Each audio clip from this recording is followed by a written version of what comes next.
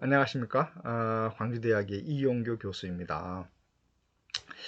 최근 사회복지계가 어떻게 바뀌고 있는지, 특히 사회복지계의 노동시장이 어떻게 바뀌고 있는지에 대한 얘기를 좀 해볼까 해요. 사회복지사가 처음 도입될 때에는 사회복지사업 종사자였고, 그 다음에 사회복지사 1급, 2급, 3급 이렇게 되어 있고, 그리고 2003년부터 국가시험에 합격한 사람만 1급이 되었습니다만, 최근 들어서 정신건강사회복지사, 또 의료사회복지사, 학교사회복지사 이런 분야의 경우에는 사회복지사 1급으로서 해당 수련기관에서 지정된 수련기관에서 1년 정도 수련을 하고 대개 복지부가 시행하는 시험에 합격한 사람만 정신건강사회복지사, 또 의료사회복지사, 또 학교사회복지사라는 자격을 취득할 수 있도록 이렇게 전문 사회복지사 제도가 확충되고 있어요. 물론 정신건강사회복지사의 경우에는 꽤 오래 되었습니다만 최근에 이제 의료사회복지사 또 학교사회복지사 같은 제도가 도입이 되어 있기 때문에 혹시 여러분들 중에서 정신건강사회복지사 또 의료사회복지사, 학교사회복지사에 관심이 있는 분들은 나름 좀 준비를 해줬으면 좋겠습니다. 그 중에 제일 먼저 제도화된 자격이 정신건강사회복지사예요. 한때에는 정신보건사회복지사 이렇게 이제 얘기를 했다가 명칭이 바뀌었을 뿐이에요. 그러면 이제 정신건강사회복지사가 되려면 우선 1급 사회복지사가 돼야 돼요. 2급으로는 절대 연수를 받을 수가 없어요. 수련을 받을 수가 없습니다. 그 다음에 이제 전국에 정신건강사회복지사를 수련하는 곳들이 정해져 있습니다. 대개 정신과 병원이라든지 또 정신요양시설 같은 곳들이 이제 지정이 돼 있고 이제 그곳에 가서 대개 한 1000시간 정도 수련을 받습니다. 그리고 이제 수련을 받은 다음에 다시 또 시험에 합격하면 사회복지, 정신건강 사회복지사가 되는데, 혹시 여러분들이 나는 병원이나 정신병원이나 혹은 정신건강센터, 요즘 지역사회에 보면 정신건강복지센터 이런 곳들이 많이 있잖아요. 이런 곳에서 내가 일하고 싶다. 그러면 반드시 정신건강사회복지사를 취득하는 것이 좋습니다. 그리고 이제 정신건강사회복지사는 지금 어떤 수요에 비교해서 배출된 인원이 그렇게 많지 않아요. 그래서 상대적으로 뭐 사회복지관이나 노인복지관이나 장애인복지관에서 일하는 사회복지사보다 처우가 더 좋을 때가 많습니다. 이유는 인력은 제한되어 있는데 채용하려고 하는 곳에서는 사람을 찾기가 쉽지 않기 때문에 이제 이런 자격을 갖춘 사람들을 우대하죠. 또한 국가가 뭐 소년원이라든지 보호관찰소라든지 등뭐 각종 중독센터 같은 곳에서도 사람을 뽑을 때 사회복지사 자격을 갖춘 사람은 그냥 기본으로 뽑는데 만약에 정신건강사회복지사라는 자격이 있다. 그러면 우대 점수가 있어요. 그러니까 혹시 여러분들이 그런 분야에 진출하고 싶다 하면 도전해 보세요. 실제로 우리 광주대학교에서는 꽤 오래전부터 정신건강사회복지사를 적극적으로 배출했습니다. 이유는 정신건강 분야에 아주 권위가 있는 교수님이 저희 대학에 있고 이분이 대학에서 기초 과목을 가르칠 뿐만 아니라 또 평소에 관심 있는 학생들끼리 뭐 큐브라는 소모임을 만들어서 꾸준히 공부를 하고 있죠.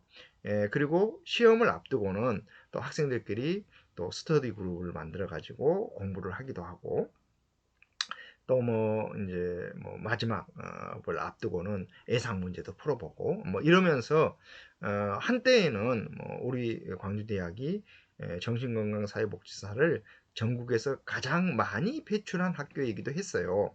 아마 지금도 저는 뭐 그럴 거라고 저는 생각을 하고 있는데, 혹시 여러분들 중에서 내가 정신건강 사회복지사로 진출하고 싶다 하는 학생은 차라리 4학년 다닐 때, 학부에서 다닐 때부터서 예를 들면 정신건강 관련된 기관에서 자원봉사를 한다든지, 또 현장 실습을 할 때에도 병원이나 정신건강 복지센터 같은 데에서 실습을 받으면 훨씬 더 그 직업의 세계에 대해서 알게 되지 않을까 싶습니다.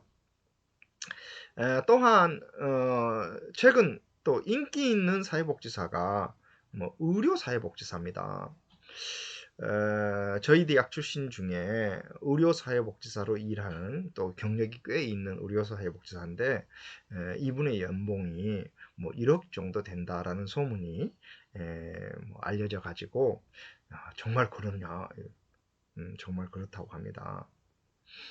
이분이 계속 강조하는 것이 뭐냐면, 많은 사회복지사들이 너 뭐 할래? 그러면 뭐 사회복지 공무원 되겠어요, 이렇게 얘기를 하는데, 사회복지 공무원이 왜 9급 사회복지 공무원만 생각하냐 이거예요.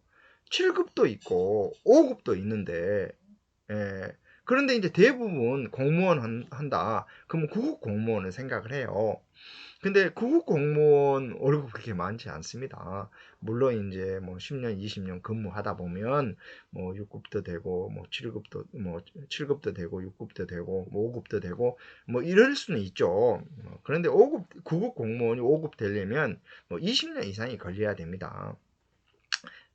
물론 공무원이 되면 월급도 올라가고 또 뭐 나중에 연금도 받고 하는 장점이 있지만, 이분은 의료사회복지사로 일하는 이분은 많은 사회복지사들이 의료사회복지사 한번 도전해보면 좋겠다 이렇게 얘기를 하고 있습니다. 그럼 의료사회복지사는 어떻게 되느냐? 1급 사회복지사로서 의료사회복지사를 수련하는 기관이 있어요. 대개 전국에 있는 대학병원들이 대개 수련병원입니다. 우리 뭐 광주 경우에는 뭐 전남대학교 병원 이런 데가 뭐 당연히 그런 곳들이죠. 전남대학교 병원은 뭐 학동에도 있고 화순에도 있지 않습니까? 이런 병원들이 이제 수련 병원인데, 이런 곳에서 뭐 1년 정도 수련을 받아요.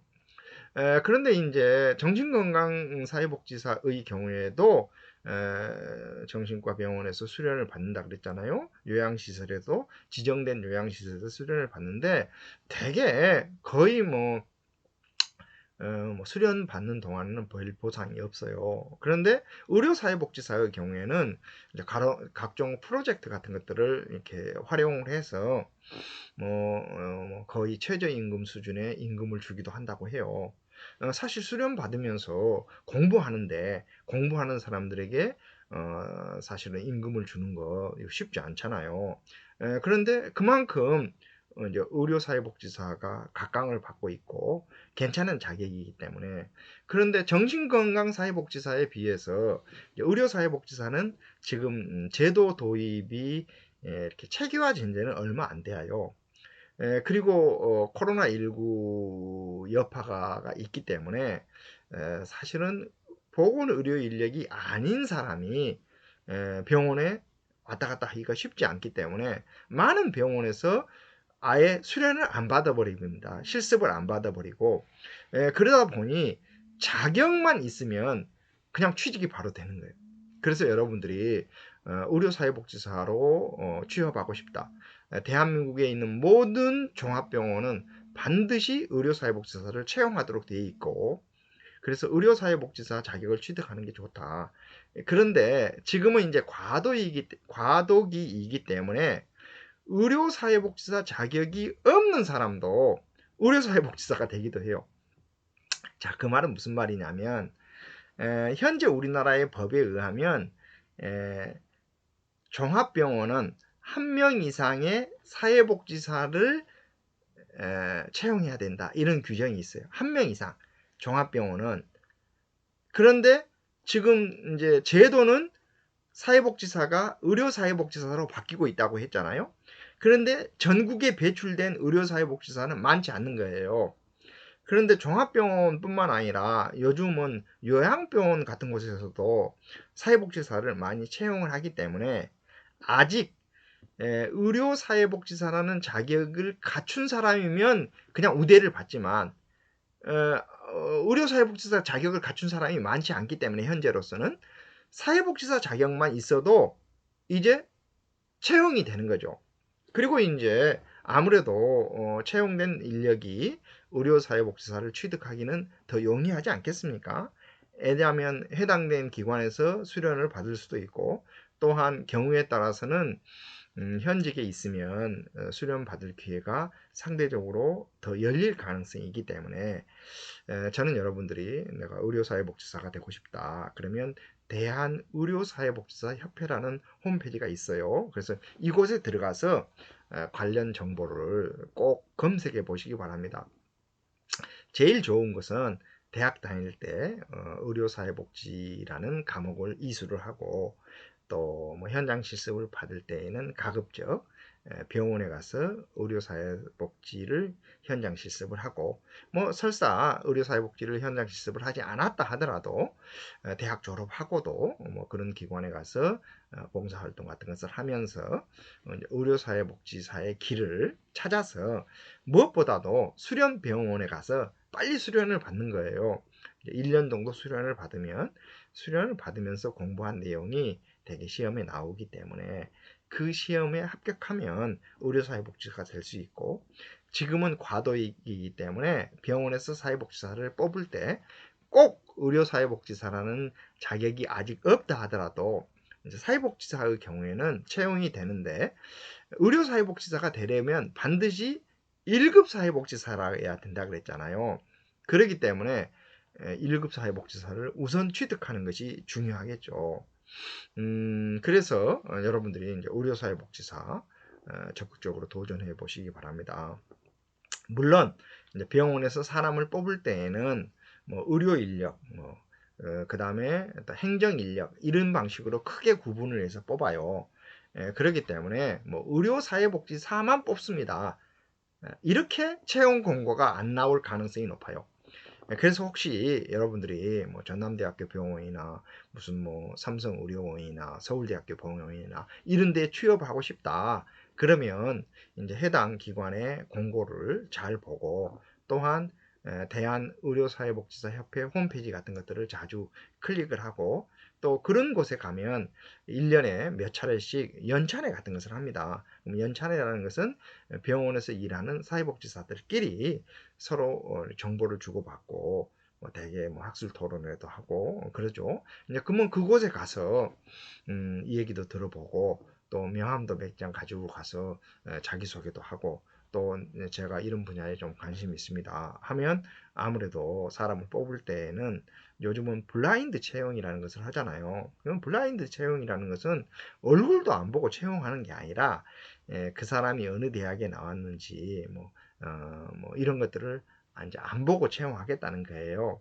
그렇다 하더라도 막상 면접에 들어가서 보면 그래도 뭐 실습이라든지 혹은 자원봉사라든지 혹은 뭐 그런 학회라든지 이런 데에서 그래도 안면을 튼 사람하고 그렇지 않고 그냥 처음 면접장에서 본 사람하고는 같을 수가 없죠. 왜냐하면 사람을 뽑을 때에는 자기랑 같이 일할 사람을 뽑는 거예요.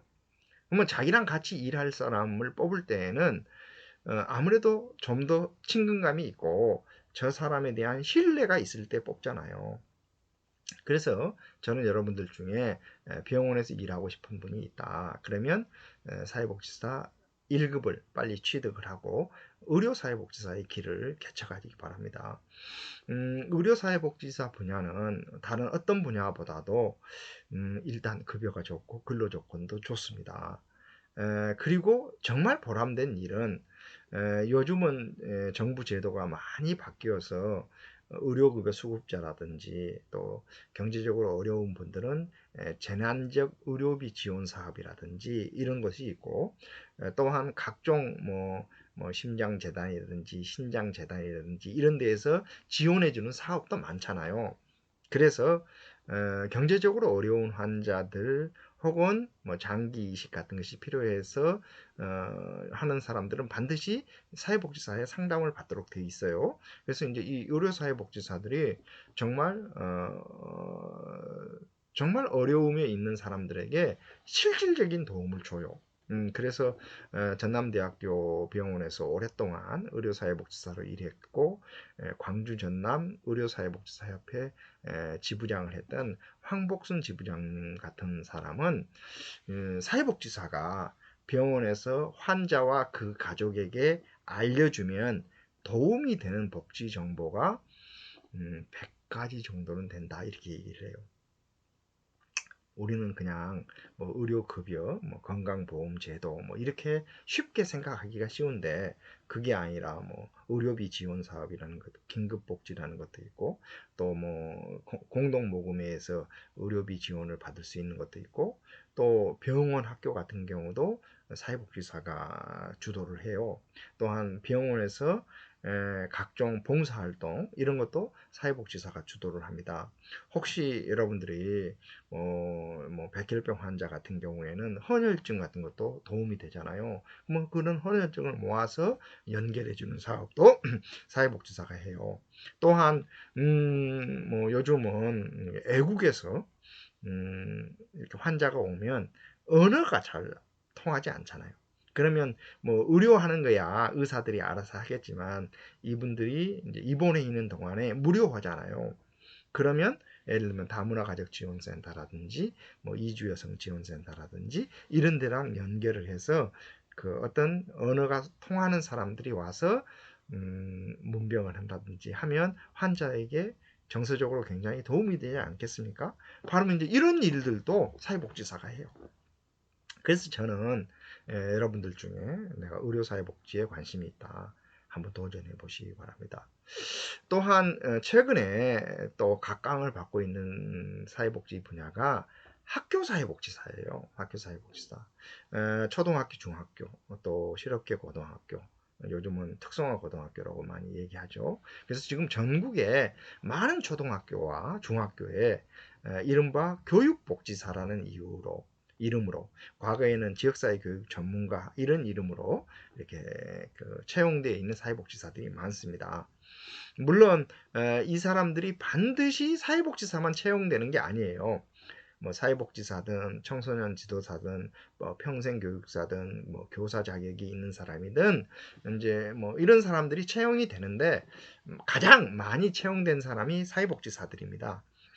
그래서 이제 이런 채용된 사회복지사들이 중심이 되어서 학교사회사업 뭐 실천가 협회라는 것을 만들고 이후에는 학교사회복지사 협회를 만들어서 이제 한국사회복지사 협회랑 함께 민간 자격으로 학교사회복지사라는 자격을 만들어서 운영해 오다가 최근에는 사회복지사업법이 바뀌어서 이제 법정 자격으로 학교사회복지사라는 자격이 생겼어요. 그러니까 혹시 뭐 초등학교나 중학교, 더러는 고등학교에서 내가 학교사회복지사로 일하고 싶다 하는 사람들의 경우에는 또 실습을 받을 때 가급적이면 이런 교육복지사가 있는 학교에 가서 현장 실습을 받고 또 대학에서는 학교사회복지라는 과목을 이수를 하고 그리고 한국 학교사회복지사 협회 홈페이지에 자주 들어가서 혹시 그 협회에서 운영하는 뭐 연수 같은 것이 있거나 그러면 적극적으로 이수를 하기 바랍니다. N하면 현재로서는 학교사회복지사라는 자격을 갖춘 사람만 학교에서 채용하는 건 아니에요. 그 사람이 사회복지사든 평생교육사든 청소년 지도사든 상담사든 교사든 어쨌든 학교에 와서 사회복지를 할 수 있을 거라고 생각하는 사람을 뽑아요. 그렇지만 이제 점점점 해당 분야의 주류가 학교사회복지사로 이게 어느 정도 고정이 되어 있기 때문에 이왕이면 사회복지사 1급인 사람을 선호하고 사회복지사도 있고 청소년 상담사도 있다. 굉장히 우대를 받아요. 또한 뭐 사회복지사 1급이면서 학교사회복지사 자격도 갖췄다. 그러면 뭐 금상첨화겠죠. 그래서 이제 여러분들이 그런 분야를 좀 도전해 보시기 바랍니다. 또 어떤 분들은 뭐 그러면 뭐 과거와 좀 달리 좀 도전해 봄직한 사회복지 분야는 없냐 이렇게 얘기를 하면 저는 무엇보다도 우리 한국의 위상이 높아졌기 때문에 국제사회복지에 도전해 보는 것도 저는 권장해 보고 싶어요. 국제사회복지라는 게 뭐라요? 이렇게 얘기하면 글자 그대로 국내에 있으면서 국제사업을 하거나 뭐 여러분들이 잘 아는 뭐 유니세프라든지 세이브 더 칠드런, 굿네이버스, 뭐 어린이 재단 뭐 이런 것들이 다 월드비전 뭐 이런 것들이 국내에 있으면서 국제 사업을 하잖아요. 또한 이런 기관들은 대개 뭐 방글라데시라든지 뭐 파키스탄이라든지 뭐 네팔이라든지 이런 세계 여러 나라의 사업장을 가지고 있어요. 실제로 우리 광주대학교 출신 중에 한 분은 방글라데시 지부장으로 일을 했어요. 한 NGO에서. 그러면 방글라데시 지부장은 어떤 일을 하느냐? 방글라데시의 여러 도시에 이제 센터가 있어요. 그리고 그 센터를 총괄하는 지부장인 거예요. 그런데 이제 이런 곳에서 일하는 사회복지사들은 지위가 상당히 높습니다. 왜냐하면 여러분들이 뭐 텔레비전을 보면 뭐 경제적으로 어려운 나라의 아동들이 뭐 기초교육을 제대로 받지 못한다. 또 뭐 방과 후에 뭐 방임되기가 쉽다. 또 뭐 기본 의료도 제대로 갖추지 못하고 있다. 이런 것들이 많이 나오면 뭐 월 3만 원만 후원해 주시면 뭐 월 2만 원만 후원해 주시면 이 아이들의 생명을 살릴 수 있습니다. 등등 뭐 이렇게 광고가 나오면 많은 사람들이 후원을 하잖아요. 그러면 이렇게 들어오는 후원금이 기관에 따라서 다르지만 제가 방금 열거했던 뭐 월드비전, 굿네이버스, 세이브 더 질드런, 유니세프, 어린이 재단, 뭐 무슨 기아 대책 뭐 등등 이런 기관들은 대개 1년에 들어오는 후원금이 1,000억이 넘습니다. 각, 각 단체마다. 각 단체마다 1,000억이 넘기 때문에 쉽게 말해서 하루에 3억씩 써야 되는 거예요. 3억씩. 그 돈의 상당수를 외국에서 씁니다. 그러면 만약에 방글라데시 지부장이다. 그러면 방글라데시 센터에서는 아동들을 위해서 무슨 뭐 방과 후 학교를 운영한다든지 또 옹호 사업을 한다든지 무슨 뭐 급식을 한다든지 이런 걸 하지 않겠어요. 그러면 바로 그 일을 기획하고 진행하는 사람이 사회복지사이기 때문에 마치 우리나라가 1960년, 70년대에 뭐 미국 같은 데에서 평화봉사단이라는 사람들이 왔잖아요. 그러면 그 평화봉사단이 와서 뭐 영어도 가르쳐주고 뭐 미국의 문화도 가르쳐주고 하면 뭐 그 학교나 그 지역에서 그 평화봉사단을 잘 우대를 해줘야 계속 평화봉사단이 그 활동을 지속할 수 있지 않겠어요. 그러듯이 우리나라도 지금 외국에 가서 이렇게 활동하는 많은 국제사회복지사들이 굉장히 대우를 받고 일하고 있어요. 또한 아무리 어려운 나라에서 봉사 그런 복지 활동을 하더라도 안전 문제가 있기 때문에 대개 거주지는 중산층 거주 지역에서 중산층이 살 수 있는 수준으로 지원을 해줘요. 월급 말고. 그러니까 월급은 월급대로 받고 예를 들면 집을 얻는다든지 또 생활을 한다든지 하는 것은 중산층 정도가 살 수 있는 것으로 해줘요. 이유가 뭐냐? 우리나라는 세계적으로 비교적 치안이 잘 된 나라예요. 우리나라는. 그래서 뭐 낮에 뭐 돌아다니면서 생명의 위험을 느끼거나 그러지 않습니다. 외국인이 한국에 온더라도 뭐 전통시장에 갔을 때 뭐 별 걱정하지 않고 가죠. 그런데 일부 나라들은 외국인은 뭐 백화점은 자유스럽게 다닐 수 있지만 전통시장 가는 거 좀 조심스럽습니다. 왜냐하면 한국 사람은 현금을 많이 가지고 다니는 사람으로 알려져 있기 때문에 뭐 자칫 잘못하면 뭐 털리고 또 경우에 따라서는 납치당할 수도 있고 그래서 이제 대체로 우리가 국제사회복지사로 가서 일을 하면 비교적 그 나라의 가난한 지역에 가서 활동은 하지만 거주 지역은 중산층 거주 지역에서 사는 경우가 많아요. 그래서 뭐 외국에 가서 그런 이렇게 국제사회복지사로 일하는 것 굉장히 괜찮죠. 그런데 많은 사람들이 그러면 어떻게 준비를 해야 되느냐? 예, 여러분들이 이제 인터넷으로 ODA라는 낱말을 검색해 보세요. 공적 개발 원조라는 용어인데, 그러면 ODA 사업이 뭔지, 그 ODA 사업의 상당수는 국가가 직접 하는 것도 있지만 이런 NGO를 통해서 하는 사업이 많습니다. 그러면 NGO를 통해서 하는 사업은 국제개발협력 민간협의회에 소속된 단체들하고 하는 경우가 많아요. 방금 제가 얘기했던 월드비전, 굿네이버스, 세이브 더 질드런 뿐만 아니라 수많은 100개 이상의 기관들이 그런 사업을 합니다. 그런 사업을 하는 그 국제개발협력 민간협의회 홈페이지에 들어가 보면 거의 매일 뭐 캄보디아에서 일할 사람, 베트남에서 일할 사람, 네팔에서 일할 사람들을 막 공고를 해요. 그런데 또 이제 그런 나라에 가서 일을 하려면은 뭐 영어를 잘해야 됩니까? 이렇게 많은 사람들이 얘기하는데 사실 영어는 좀 해야 되지만 영어만 해갖고는 안 돼요. 왜? 현지에 가면 아동들을 주로 다루거나 아동들과 함께 아동을 키우는 부모를 상대로 해서 일을 해야 되는데 뭐 여러분들이 뭐 필리핀에 가서 일한다. 그럼 아이들이 뭐 필리핀 말을 하는 것이지 영어를 하는 게 아닙니다. 물론 뭐 관공서에 가면 영어를 할 줄 아는 사람을 많이 만날 수는 있지만 그래서 영어는 기본으로 하지만 필리핀의 고유원이 따갈로그를 할 줄 알아야 돼요. 베트남도 마찬가지겠죠. 영어도 좀 할 줄 알아야 되지만 베트남 말을 할 줄 알아야 됩니다. 그런데 막상 가서 국제복지를 하다 보면 주로 아동 청소년 일이 많기 때문에 이제 그 사람들과 이제 잘 어울려서 일을 해야 돼요. 그래서 사람을 뽑을 때 기준이 뭐냐? 많은 사람들은 영어 잘하고 성적이 좋은 사람이 뽑힐 거라고 생각을 해요. 아니올시답니다. 그냥 그건 기본으로 요구하는 거고 1번 애들하고 잘 놀 줄 아는 사람. 범생이보다는 조금 좀 이렇게 좀 융통성도 있고 이런 사람들을 원해요. 그다음 현지 음식을 먹을 줄 아는 사람. 왜냐하면 인도 같은 데나 방글라데시 같은 데는 음식들이 다 상당히 그 향신료를 많이 써요. 그런데 현지 음식을 먹지 못한다. 그러면 건강하게 활동을 할 수가 없잖아요. 뿐만 아니라 다양한 문화, 수용성이 높은 사람.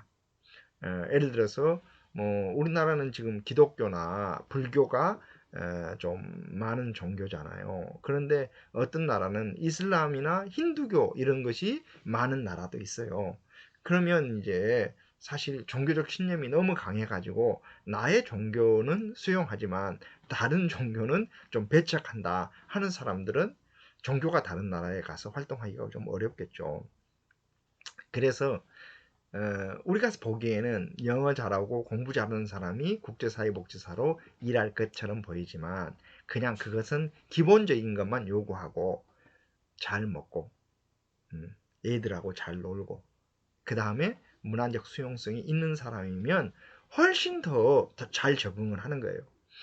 그런데 이것도 다 이렇게 일종의 단계가 있습니다. 우선 여러분들이 국제개발협력 민간협의회나 또 코이카라는 단체 국가기관입니다. 코이카라는 기관의 홈페이지에 들어가서 보면 이렇게 대학생 때 참가할 수 있는 그런 그 봉사활동이라든지 다양한 활동들이 있어요. 그래서 그런 활동에 적극적으로 참여해보고 또한 코피온이라는 단체가 있어요. 이 코피온이라는 단체는 대개 대학생들에게 6개월 동안 해외에서 봉사활동할 기회를 주는데 가면 체류비 다 지원을 해줘요. 그러니까 그곳에서 뭐 먹고 자고 하는 문제 다 해결이 됩니다. 단지 자기가 이제 그곳에서 살려면은 약간의 용돈은 좀 있어야 되지 않겠어요? 그리고 오갈 때 비행기 싹 정도는 내 돈 내고 나머지 6개월을 그곳에서 사는데 들어가는 제반 비용은 현지에서 지원을 해줘요. 그러니까 이제 이런 활동에도 저는 좀 참가해 줬으면 어떨까 싶어요. 그래서 국제사회복지사의 길에 여러분들이 좀 관심을 가져주시기 바랍니다. 또한 제가 보기에는 지금 코로나19를 계기를 해서 더욱 확산되고 있지만 사회복지 현장이 꼭 오프라인으로만 이루어지는 게 아니에요. 즉 대면 관계에서만 이루어지는 것이 아니라 온라인에서 이루어지는 것들이 굉장히 늘어나고 있어요.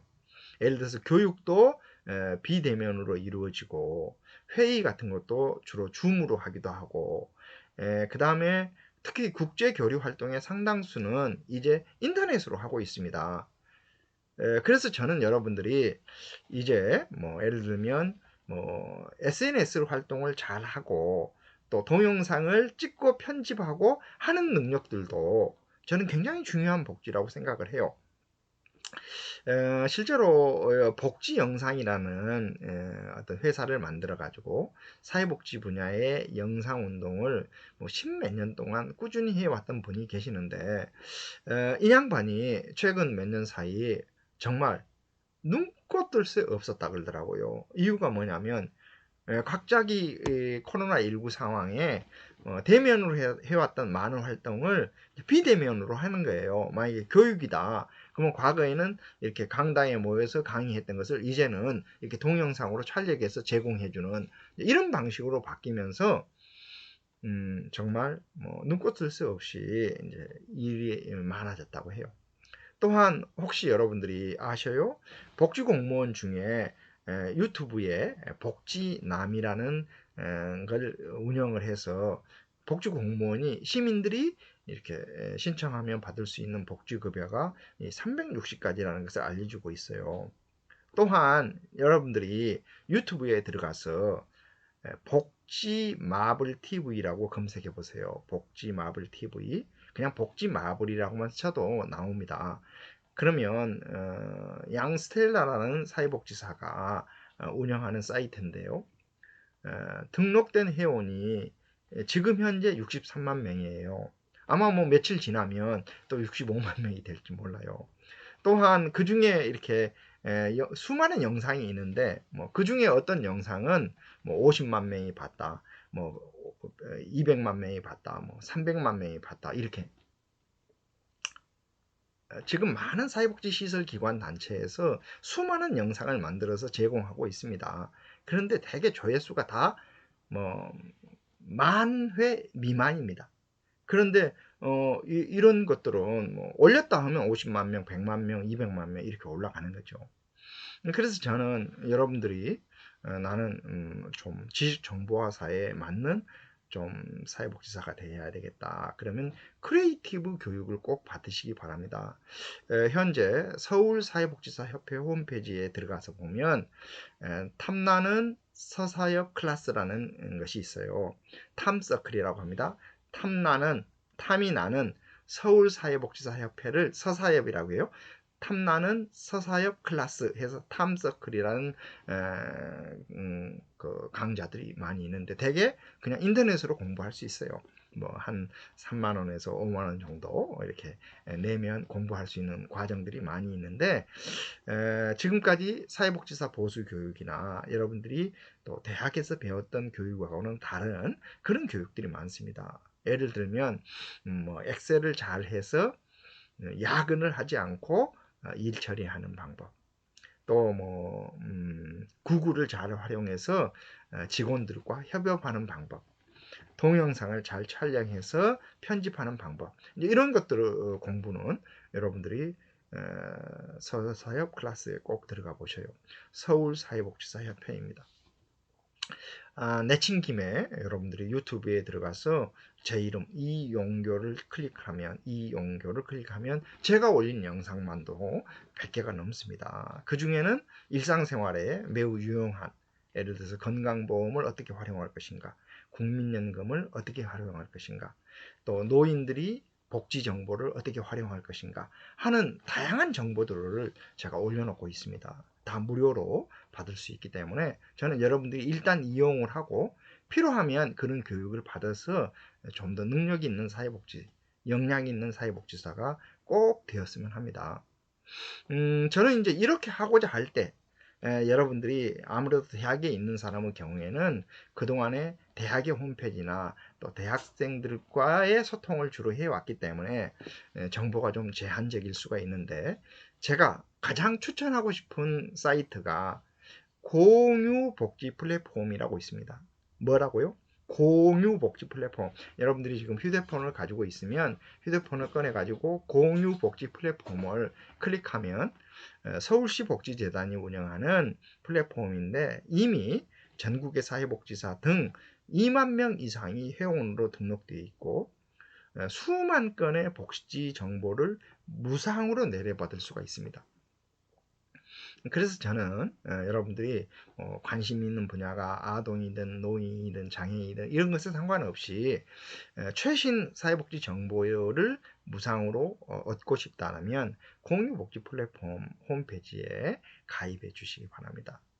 뿐만 아니라 시민들이 읍면동 행정복지센터나 또 시군구청에 신청하면 받을 수 있는 복지급여 360가지를 복지로라는 사이트에서 검색할 수가 있어요. 복지로. 뭐 우리가 알고 있는 긴급복지, 기초생활보장, 아동수당, 기초연금, 장애인연금 등 수많은 복지 제도가 사실 누구에게 어떤 상황에서 준다는 것을 잘 모르잖아요. 그러면 그 사이트에 들어가면 영유아에게 주는 것, 아동에게 주는 것, 청소년에게 주는 것, 청년에게 주는 것, 여성에게 주는 것, 이런 식으로 쫙 정리가 돼 있어요. 생애 주기별로. 또한 장애인에게 주는 것, 다문화에게 주는 것과 같은 가구 상황별로 정리가 되어 있습니다. 또한 소득이나 보건의료, 문화 등 이렇게 생활 영역별로, 관심 영역별로 복지 서비스를 어떻게 검색할 수 있는지를 알려주고 있고, 보조금 24라는 사이트가 있어요. 보조금 24. 여러분들이 핸드폰 가지고 계신 분들은 바로 보조금 24를 검색을 해서 보조금 24에 회원 가입을 하시기 바랍니다. 그러면 14세 이상의 대한민국의 모든 국민, 만약에 여러분들이 3인 가구다, 그러면 각각 가입하는 거예요. 14세 미만의 사람들은 부모가 가입해서 신청할 수 있는데요. 이것과 기존의 사이트랑 완전히 다른 것은 305가지 현금, 현물, 서비스, 이용권, 뭐 예를 들면 뭐 기초연금, 뭐 장애인 연금, 뭐 아동수당 이런 것들을 이제 그냥 회원 가입하고 동의합니다만 클릭하는 순간 지금 여러분이 이 서비스를 받고 있습니다. 지금 신청하세요. 그리고 확인해 보세요. 이런 식으로 안내가 돼요. 그러면 예를 들면 제 강의를 듣고 있는 많은 사람들도 여러분들이 국민 내일 배움 카드 같은 것을 바로 신청하면 써먹을 수가 있어요. 그럼 국민 내일 배움 카드가 뭐라요? 그냥 신청하면 현재로서는 공무원, 군인, 사립학교 교직원이나 대기업 종사자 일부를 제외한 모든 국민이 300만 원까지 내일 배움 카드라는 것을 받을 수가 있어요. 그리고 그 300만 원은 카드로 적립이 되어 가지고 5년 동안 쓸 수가 있습니다. 그래서 만약에 여러분들이 엑셀을 배우고 싶다, 뭐 동영상 촬영을 배우고 싶다, 애견 미용을 배우고 싶다, 네일 아트를 배우고 싶다. 그러면 어떤 자격은 만약에 수강료가 30만 원이다. 그리고 카드로 80%까지 우선 결제가 가능하다. 그럼 38, 24, 24만 원은 그 내일 배움 카드로 선 결제하고 나머지 6만 원만 내 돈을 내면 그런 공부를 할 수가 있어요. 그런데 이런 자격을 그냥 신청을 한 사람에게만 주고 또 신청을 했더라 하더라도 이용하지 않으면 그냥 소멸되는 거예요. 그런데 대부분의 국민들이 이처럼 지식정보화 사회에서 다양하게 복지를 활용할 수 있다는 것을 잘 모르고 있습니다. 그래서 저는 여러분들이 이제 뭐 1급 시험도 보고 어느 정도 삶의 여유가 있으면 제가 쓴 알아야 챙기는 복지상식이라는 책을 꼭 보고 여러분과 여러분 가족을 위해서도 복지를 활용해 주었으면 좋겠습니다. 특별히 많은 사람들이 최근 몇 년 동안 주거 문제에 대해서 고통을 받고 있어요. 특히 청년이나 신혼부부 경우에는 내 집 마련하기가 어렵다. 그러면 신혼부부가 쉽게 이렇게 지원을 받을 수 있는, 신청하면 받을 수 있는 행복주택 같은 것을 예를 들어봐요. 결혼한 지 한 두 달밖에 안 되어서 아직 아이가 없는 신혼부부다. 이 신혼부부가 행복주택을 신청하면 몇 인 가구에 적용을 받느냐? 수많은 사람들이 2인 가구라고 얘기해요. 아닙니다. 행복주택을 신청할 때에는 2인 가구가 아예 분류가 없어요. 3인 이상 가구, 3인 미만 가구, 4인 가구, 5인 가구 이런 식으로 분류가 되어요. 그 이유는 무슨 말이냐? 2인 가구를 적용하면 소득이 매우 낮은 사람만 신청할 수가 있는데 3인 가구 기준을 적용을 하면 소득이 꽤 높은 사람도 신청할 수가 있어요. 또한 맞벌이 부부인 경우에는 100%가 아니라 120% 기준을 적용을 받기 때문에 부부의 연간 소득이 뭐 한 8천만 원쯤 된 사람도 행복주택을 신청하면 받을 수가 있습니다. 그런데 자기가 지레짐작 5천만 원 이상인 사람은 신청해도 안 주겠지 이렇게 생각하고 신청 안 하면 아예 주어지지 않는 거예요. 그래서 저는 여러분들이 이제 복지를 공부했으면 복지는 어려운 이웃을 위한 사업일 뿐만 아니라 나와 우리 가족을 위한 사업이라는 것도 생각하면서 했으면 좋겠습니다. 이와 관련해서 더 많은 정보를 여러분들이 좀 얻고 싶다면 다음에 들어가서 카페를 클릭하고 복지라는 낱말을 클릭해 보셔요. 그러면 복지라는 낱말로 검색된 카페가 3,000개 정도가 나옵니다. 그 중에 정확도 1위 카페가 시민과 함께 꿈꾸는 복지 공동체예요.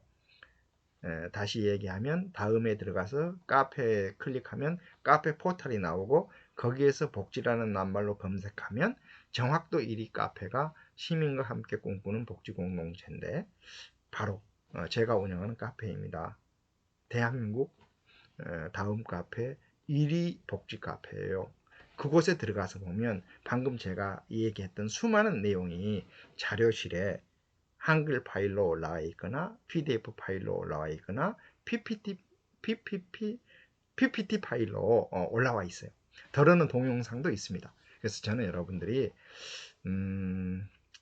시험도 합격하고 또 훌륭한 사회복지사로 성장하면서 필요한 복지 정보를 나누는 그래서 배워서 남주는 사회복지사가 되길 바랍니다. 자, 감사합니다.